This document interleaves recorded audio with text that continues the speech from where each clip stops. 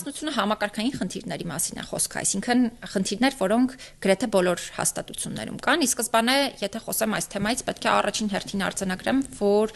մենք ի վերջո պիտի ավարտենք այդ ապա ինստիտուցիոնալացման գործընթացը եւ ի վերջո պետական մարմիններին իմ պահանջն այն է, որ մենք չպիտի ունենանք պարզապես նման հաստատություններ, այլ մենք պիտի ունենանք պատշաճ համայնքային ծառայություններ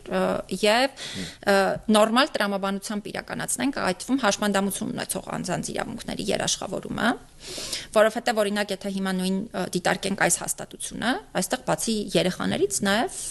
չափահաս բազմաթիվ մարդիկ կան եւ սա ընդհանրապես չի համապատասխանում ոլորտին առնչվող բոլոր հնարավոր ստանդարտներին։ Խնդիրները իհարկե համակարգային բնույթի գրեթե բոլոր հաստատություններում բազմաթիվ են, որովհետև սկսած ֆիզիկական միջավայրի մատչելիությունից ավարտած տարբեր մարդկանց հմտություններով եւ այլն մի շարք բաներ պետք է փոխվեն։ Իհարկե Խարբերդում բազմաթիվ զարգացումներ տարիների ընթացքում նաեւ եղել են, որովհետև այո նշեցիք շատ տարիների կտրվածքով եղել են նաև տարբեր տեսակի բացասական տեղեկատվություն պարունակող ինչ-որ